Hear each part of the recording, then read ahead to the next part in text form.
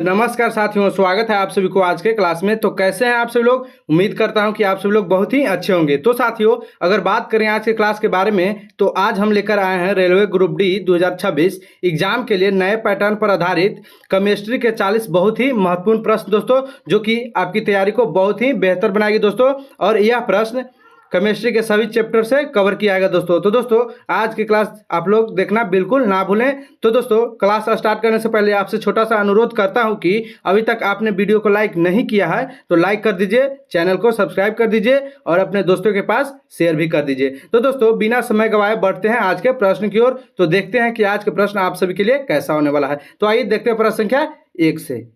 तो कहता है दोस्तों, प्रश्न संख्या 1 कि निम्नलिखित में से कौन सा पदार्थ ऊर्ध्वपातन का गुण प्रदर्शित करता है। क्या दोस्तों? कि निम्नलिखित में से कौन सा पदार्थ ऊर्ध्वपातन का गुण प्रदर्शित करता है दोस्तों। तो पहले दोस्तों हम लोग जानेंगे कि ऊर्ध्वपातन किसे कहते हैं दोस्तों।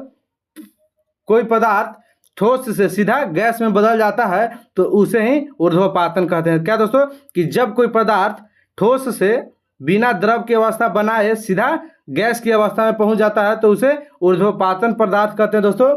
आयोडीन इसका प्रमुख उदाहरण। क्या दोस्तों? कि इनमें से आयोडीन है जो कि इसका प्रमुख उदाहरण है दोस्तों। और इसका उदाहरण है दोस्तों कपूर। क्या है दोस्तों? कपूर और अमोनियम क्लोराइड। क्या दोस्तों? अमोनियम क्लोराइड इसका प्रमुख उदाहरण है, अमोनियम क्लोराइड यानी Cl। तो दोस्तों, प्रश्न संख्या 1 का राइट आंसर हो जाएगा ऑप्शन नंबर ए। आइए देखते हैं प्रश्न संख्या 2 को। तो प्रश्न संख्या 2 कहता है दोस्तों कि किसी तत्व का परमाणु क्रमांक 17 है, वह किस समूह का सदस्य होगा। क्या दोस्तों? कि किसी तत्व का परमाणु क्रमांक 17 है तो वह किस तत्व का सदस्य होगा दोस्तों। तो इसका उत्तर आप लोग कमेंट करके जरूर बताइए दोस्तों। तो वो होगा हैलोजन समूह के। क्या दोस्तों? हैलोजन समूह के तत्व होगा दोस्तों। क्लोरीन आवर्त सारणी के 17वें में आता है। क्या दोस्तों? आवर्त सारणी के 17वें में आता है दोस्तों। और दोस्तों, बात करें हैलोजन के बारे में तो हैलोजन है जो कि अत्यधिक अभिक्रियाशील अधातु होते हैं। क्या दोस्तों? कि हैलोजन है जो कि अत्यधिक अभिक्रियाशील अधातु होते हैं दोस्तों। तो प्रश्न संख्या 2 के राइट आंसर हो जाएगा ऑप्शन नंबर बी। आइए देखते हैं प्रश्न संख्या 3 को। तो प्रश्न संख्या 3 कहता है दोस्तों कि निम्नलिखित में से कौन सा ऑक्साइड उभयधर्मी है। क्या दोस्तों? कि निम्नलिखित में से कौन सा ऑक्साइड है जो कि उभयधर्मी है दोस्तों। तो इस प्रश्न को हम लोग पिछले क्लास में भी देख चुके हैं दोस्तों कि इनमें से कौन है जो कि उभयधर्मी ऑक्साइड है दोस्तों। तो दोस्तों, उभयधर्मी ऑक्साइड के बारे में बात करें तो उभयधर्मी ऑक्साइड उसे कहते हैं कि जो अम्ल और क्षार दोनों से अभिक्रिया कर ले। क्या दोस्तों? जो अम्ल और क्षार दोनों से अभिक्रिया कर ले उसे उभयधर्मी ऑक्साइड कहते हैं। जो अम्ल और क्षार, क्या दोस्तों? अम्ल और क्षार दोनों से अभिक्रिया कर ले उसे उभयधर्मी ऑक्साइड कहते हैं। जो कि एल्युमिनियम ऑक्साइड है जो कि अम्ल और क्षार दोनों से अभिक्रिया कर लेता है दोस्तों। यानी कि प्रश्न संख्या 3 के ऑप्शन नंबर बी हो जाएगा जो कि हमारा सही उत्तर हो जाएगा दोस्तों। तो आइए देखते हैं प्रश्न संख्या 4 को। तो प्रश्न संख्या 4 कहता है कि कठोर जल की अस्थायी कठोरता किससे दूर की जाती है। क्या दोस्तों? कि कठोर जल की अस्थायी कठोरता किससे दूर की जाती है दोस्तों। तो दोस्तों, अस्थायी कठोरता बाइकार्बोनेट लवणों के कारण होती है। क्या दोस्तों? अस्थायी कठोरता होता है जो कि बाइकार्बोनेट, क्या दोस्तों? बाइकार्बोनेट लवणों, क्या दोस्तों? लवणों के कारण होता है दोस्तों। अगर इसको हम उबाल दें दोस्तों तो अवक्षेप बनाकर हट जाते हैं। क्या दोस्तों? अगर अस्थायी कठोरता को उबाल दें तो यह क्या होता है कि अवक्षेप बनाकर हट जाते हैं दोस्तों। तो प्रश्न संख्या 4 के राइट आंसर हो जाएगा ऑप्शन नंबर बी। आइए देखते हैं प्रश्न संख्या 5 को। तो प्रश्न संख्या 5 कहता है दोस्तों कि निम्नलिखित में से कौन सी गैस अम्ल वर्षा के लिए मुख्य रूप से उत्तरदायी है। क्या दोस्तों? कि निम्नलिखित में से कौन सी गैस है जो कि अम्ल वर्षा के लिए उत्तरदायी होता है दोस्तों। तो इसका उत्तर आप लोग कमेंट करके जरूर बताइएगा क्योंकि यह प्रश्न हम लोग पिछले क्लास में देख चुके हैं दोस्तों। तो है दोस्तों कि सल्फर ऑक्साइड। क्या दोस्तों? सल्फर ऑक्साइड होता है जो कि अम्ल वर्षा के लिए मुख्य रूप से उत्तरदायी होता है दोस्तों। यह फसलों, इमारतों और जल स्रोतों को नुकसान पहुंचाते हैं। क्या दोस्तों? कि यह फसल, इमारत और जल स्रोतों, क्या दोस्तों? जल स्रोतों को नुकसान पहुंचाता है। क्या कौन नुकसान पहुंचाता है दोस्तों? तो अम्ल वर्षा पहुंचाता है। यानी कि प्रश्न संख्या 5 का राइट आंसर हो जाएगा दोस्तों option number B. Sulphur oxide है जो कि अम्ल वर्षा के लिए मुख्य रूप से उत्तरदायी होता है। तो आइए देखते हैं अगला प्रश्न की ओर। तो प्रश्न संख्या 6 कहता है दोस्तों कि निम्नलिखित किन दो धातुओं का मिश्र धातु है। क्या दोस्तों? पीतल है जो कि किन दो धातुओं का मिश्र धातु है। तो है दोस्तों तांबा और जस्ता का। क्या दोस्तों? तांबा और जस्ता का मिश्र धातु है कौन, जो कि पीतल है। क्या दोस्तों, तांबा और जस्ता, यानी कि ऑप्शन नंबर ए हो जाएगा, जो कि हमारा सही उत्तर हो जाएगा। ये देखते हैं प्रश्न संख्या 7 को। तो प्रश्न संख्या 7 कहता है दोस्तों कि पेट्रोलियम का शोधन किस प्रक्रिया द्वारा किया जाता है। क्या दोस्तों, कि पेट्रोलियम का शोधन किस प्रक्रिया द्वारा किया जाता है दोस्तों, तो है दोस्तों आसवन प्रक्रिया द्वारा। क्या दोस्तों, आसवन प्रक्रिया द्वारा। अगर आसवन प्रक्रिया के बारे में बात करें दोस्तों, तो पेट्रोलियम का शोधन प्रभाजी आसवन, क्या दोस्तों, प्रभाजी आसवन प्रक्रिया से होता है दोस्तों। इससे पेट्रोल, डीजल और केरोसिन अलग किए जाते हैं। क्या दोस्तों, कि इससे प्रभाजी आसवन द्वारा पेट्रोल, डीजल और केरोसिन को अलग कर देते हैं दोस्तों। यह रिफाइनरी में भी किया जाता है। क्या दोस्तों, यह रिफाइनरी में भी किया जाता है दोस्तों। तो प्रश्न संख्या 7 का राइट आंसर हो जाएगा ऑप्शन नंबर ए। आई देखते हैं प्रश्न संख्या 8 को। तो प्रश्न संख्या 8 कहता है दोस्तों कि निम्नलिखित में से कौन सा बहुलक प्राकृति है। क्या दोस्तों, कि निम्नलिखित में से कौन सा बहुलक प्राकृति है दोस्तों, तो वह दोस्तों रबड़। क्या दोस्तों, रबड़। प्राकृतिक रबड़ पेड़ों में, क्या दोस्तों, प्राकृतिक रबड़ पेड़ों के लैटेक्स से प्राप्त होता है। क्या दोस्तों, पेड़ के लैटेक्स से प्राप्त किए जाते हैं दोस्तों। पीवीसी, नायलॉन और पॉलीथीन कृत्रिम बहुलक है। क्या दोस्तों, पीवीसी, नायलॉन कृत्रिम बहुलक है। प्राकृतिक बहुलक के बारे में बात करें तो वह है रबड़। क्या दोस्तों, रबड़, यानी कि प्रश्न संख्या 8 का राइट आंसर होगा ऑप्शन नंबर सी। है देखते हैं प्रश्न संख्या 9 को। तो प्रश्न संख्या 9 कहता है दोस्तों कि यूरिया उर्वरक में नाइट्रोजन की मात्रा लगभग कितनी होती है। क्या दोस्तों, कि यूरिया उर्वरक में नाइट्रोजन की मात्रा कितनी होती है, तो वह दोस्तों 46%। क्या दोस्तों, 46% होती है दोस्तों। यूरिया सबसे अधिक नाइट्रोजन वाला उर्वरक है। क्या दोस्तों, कि यूरिया है जो कि सबसे अधिक नाइट्रोजन वाला उर्वरक है दोस्तों। इसका उपयोग फसलों की वृद्धि के लिए किया जाता है। क्या दोस्तों, कि उर्वरक फसलों के वृद्धि के लिए यूरिया उर्वरक का उपयोग किया जाता है दोस्तों, फसलों की वृद्धि के लिए। यानी कि प्रश्न संख्या 9 का राइट आंसर हो जाएगा दोस्तों ऑप्शन नंबर सी। आई देखते हैं प्रश्न संख्या 10 को। तो प्रश्न संख्या 10 कहता है दोस्तों कि निम्नलिखित में से कौन सा रेडियोधर्मी है तत्व है। क्या दोस्तों, निम्नलिखित में से कौन सा रेडियोधर्मी तत्व है दोस्तों, तो है दोस्तों यूरेनियम। कौन सा है दोस्तों, यूरेनियम। यूरेनियम एक प्राकृतिक रेडियोधर्मी तत्व है। क्या दोस्तों, यूरेनियम एक प्राकृतिक, क्या दोस्तों, प्राकृतिक रेडियोधर्मी तत्व है। क्या दोस्तों, रेडियोधर्मी तत्व है। इसका उपयोग परमाणु ऊर्जा, क्या दोस्तों, इसका उपयोग परमाणु ऊर्जा उत्पादन में होता है दोस्तों। यह स्वतः विकिरण उत्सर्जित करता है। क्या दोस्तों, यह उत्सर्जित क्या करता है, विकिरण उत्सर्जित करता है। यानी कि प्रश्न संख्या 10 का राइट आंसर हो जाएगा ऑप्शन नंबर ए। आई देखते हैं प्रश्न संख्या 11 को।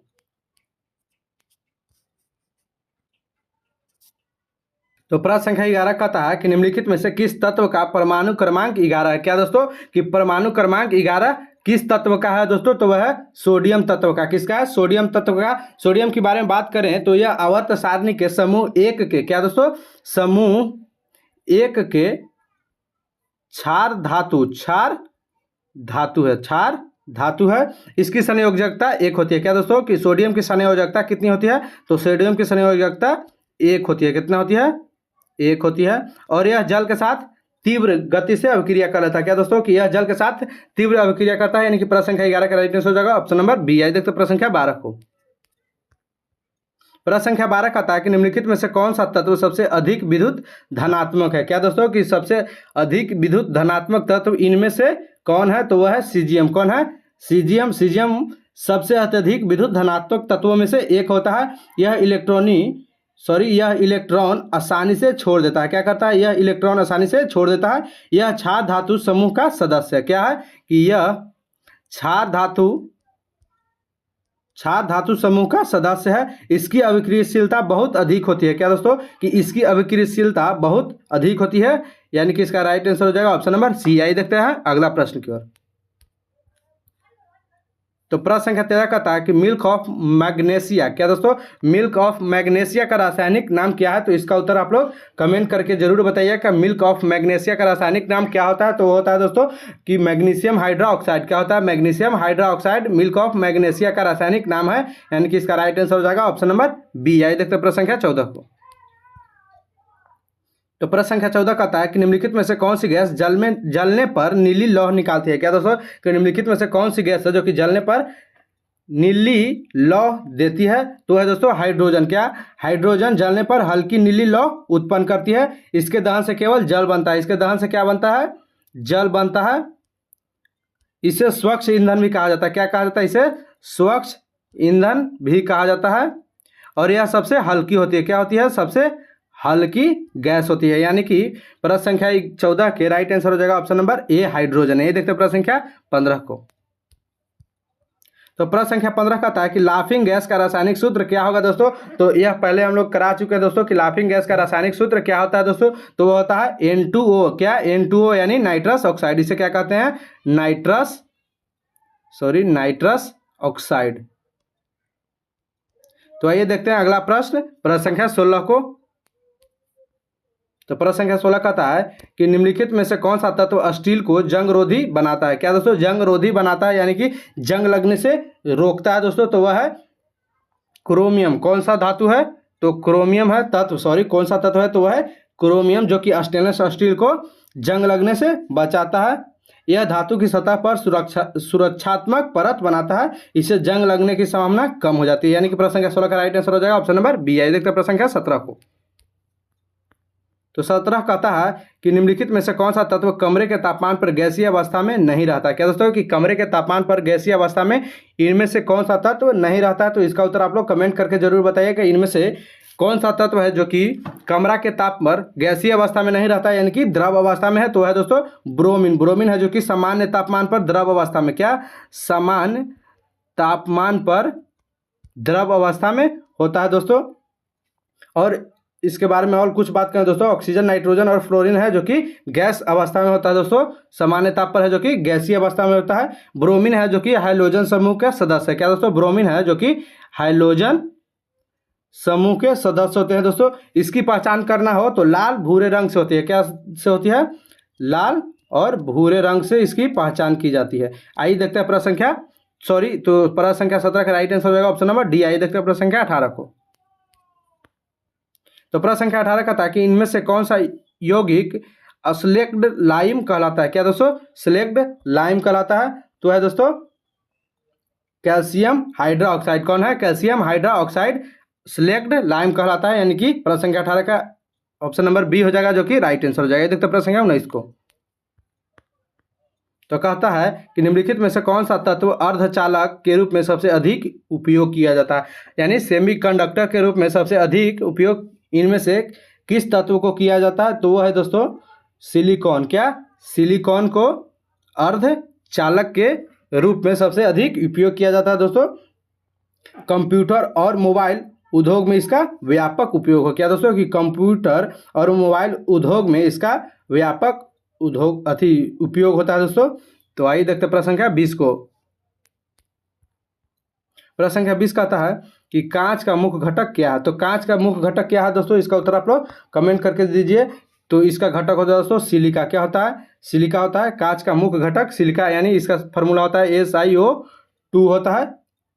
इसमें सोडियम कार्बोनेट और चूना भी मिलाया जाता है। क्या दोस्तों, इसमें सोडियम कार्बोनेट यानी NaCO3 और चूना भी मिलाया जाता है। सिलिका रेत से प्राप्त की जाती है। कहाँ से प्राप्त की जाती है, तो यह रेत से प्राप्त की जाती है। यानी कि कांच का मुख्य घटक क्या है, तो हो जाएगा ऑप्शन नंबर ए सिलिका। आइए देखते प्रश्न संख्या 21 को।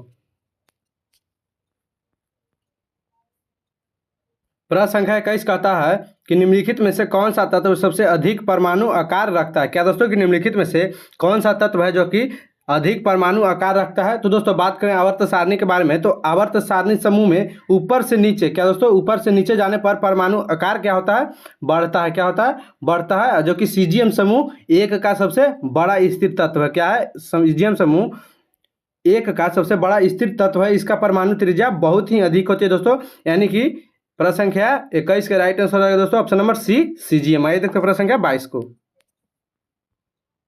प्रश्न संख्या 22 कहता है कि निम्नलिखित में से कौन सा तत्व बल्ब के फिलामेंट बनाने में प्रयुक्त किया जाता है दोस्तों। तो बल्ब के फिलामेंट बनाने में कौन सा तत्व का प्रयोग किया जाता है दोस्तों। तो इसका उत्तर आप लोग कमेंट करके जरूर बताइए, क्योंकि यह प्रश्न को हम लोग पहले भी देख चुके हैं दोस्तों अपने क्लास में।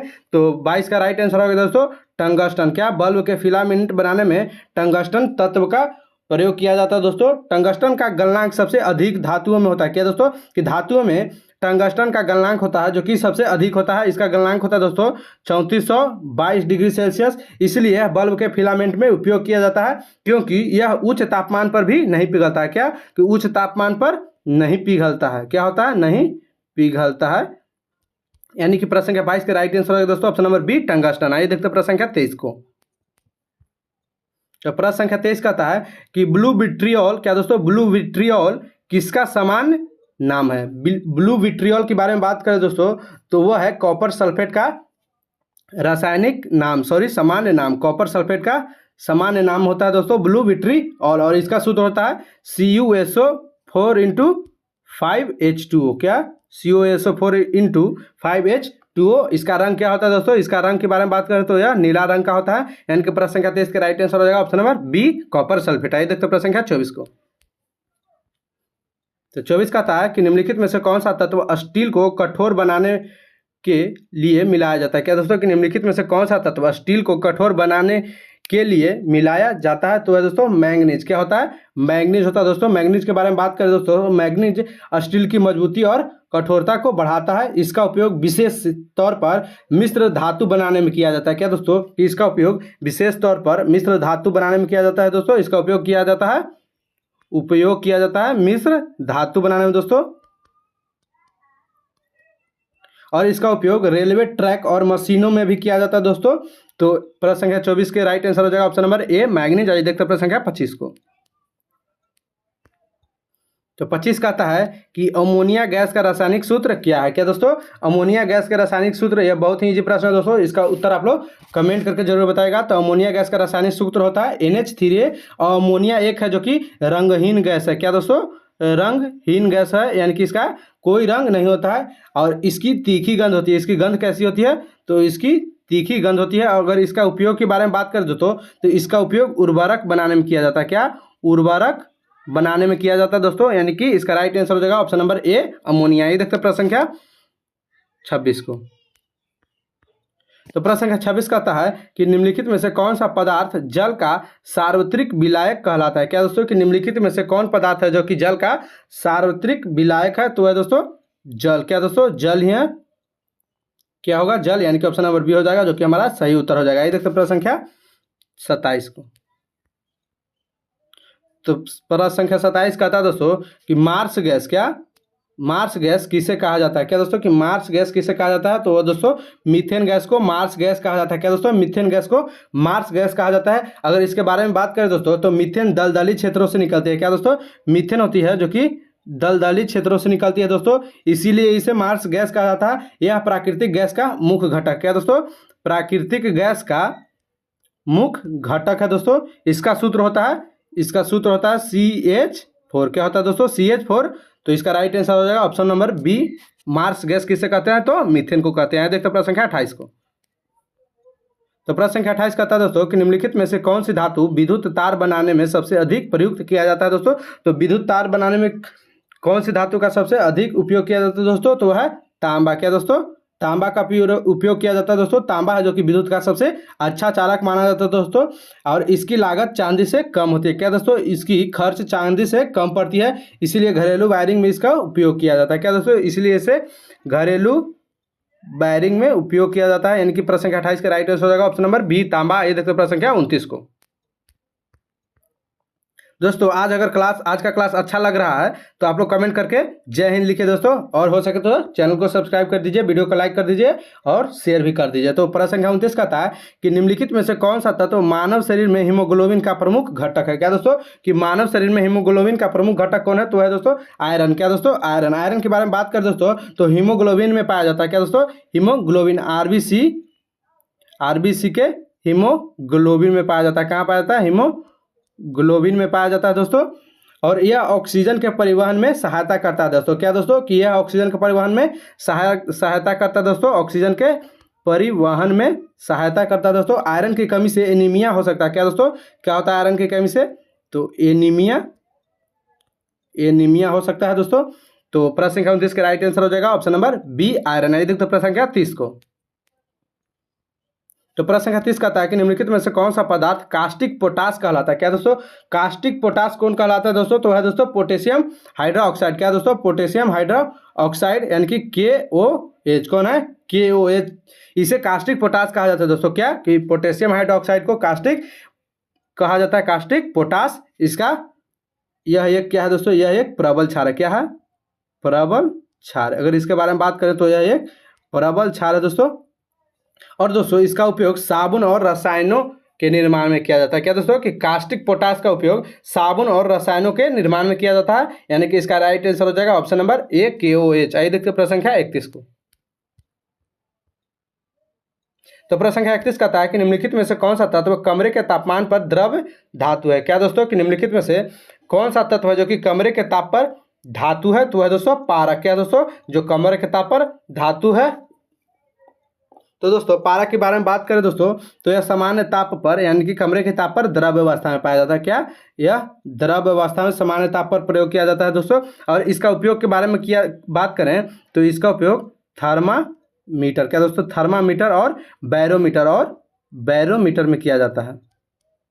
बैरोमीटर में किया जाता है दोस्तों। और यह विद्युत का चालक होता है। क्या होता है, यह विद्युत का चालक होता है दोस्तों। तो आइए देखते हैं प्रश्न संख्या 32 को। इसका राइट आंसर हो जाएगा दोस्तों ऑप्शन नंबर बी।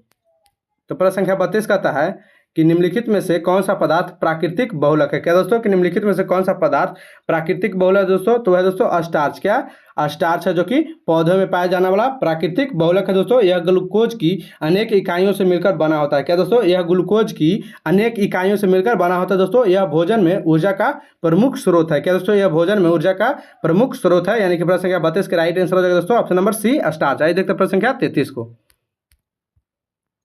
तो 33 का था दोस्तों चूना पत्थर का मुख्य घटक क्या है। क्या दोस्तों चूना पत्थर का मुख्य घटक क्या है दोस्तों, तो है दोस्तों कैल्शियम कार्बोनेट। चूना पत्थर का मुख्य घटक है जो कि कैल्शियम कार्बोनेट है, यानी कि ऑप्शन नंबर ए हो जाएगा जो कि हमारा सही उत्तर हो जाएगा दोस्तों। और चूना पत्थर का मुख्य घटक क्या है, कैल्शियम कार्बोनेट। इसका सूत्र होता है CaCO3। क्या होता है CaCO3। इससे सीमेंट और चूना बनाया जाता है। क्या दोस्तों इससे सीमेंट और चूना बनाया जाता है दोस्तों।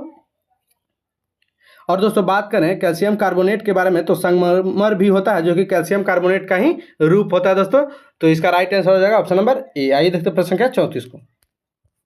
तो दोस्तों इस क्लास का PDF आप सभी को चाहिए तो मेरा नंबर 95 क्या दोस्तों 9546110514 पर मैसेज कर दीजिएगा कि सर हमें PDF चाहिए। तो प्रश्न आइए देखते हैं प्रश्न की ओर। कहता है कि निम्नलिखित में से कौन सा पदार्थ लाल लिटमस पत्र को नीला कर देता है, तो होता है जो कि क्षार होता है। क्षार होता है जो कि लाल लिटमस पत्र को नीला कर देता है। अम्ल होता है जो कि नीले लिटमस पत्र को लाल कर देता है दोस्तों। तो आप लोग याद रखिएगा। तो प्रश्न संख्या 34 के राइट आंसर हो जाएगा ऑप्शन नंबर बी। आइए देखते हैं प्रश्न संख्या 35 को।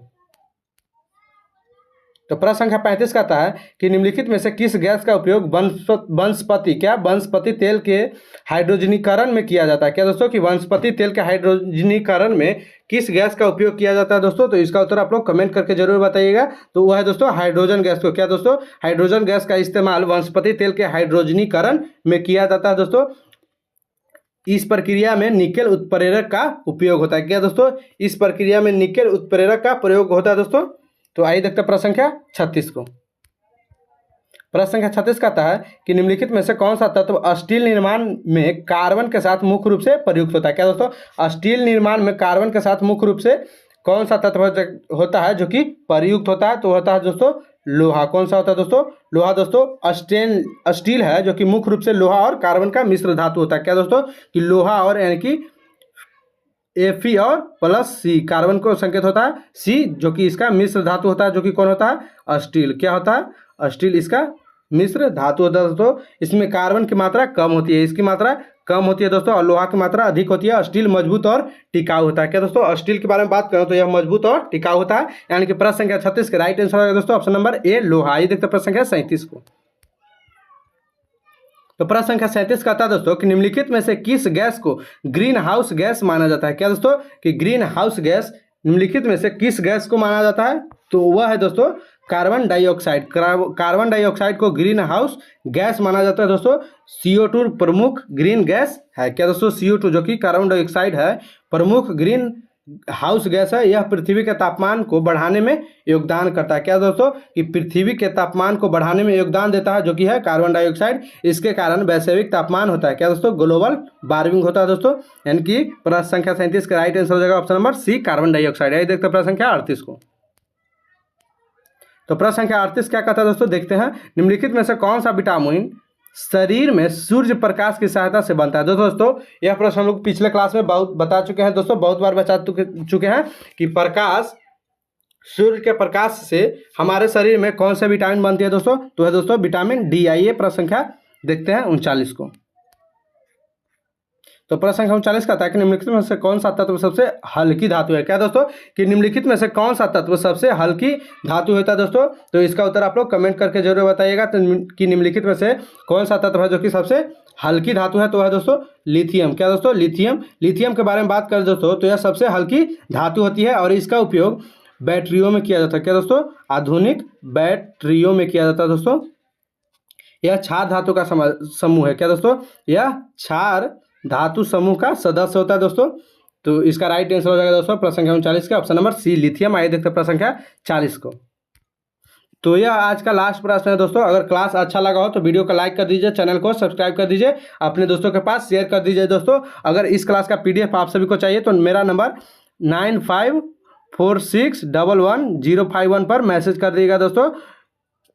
0514, क्या दोस्तों, 0514 पर मैसेज कर दिएगा दोस्तों कि सर हमें PDF चाहिए। तो प्रश्न की ओर चलते हैं। क्या कहता है कि निम्नलिखित में से किस अम्ल का उपयोग कार की बैटरी में किया जाता है दोस्तों।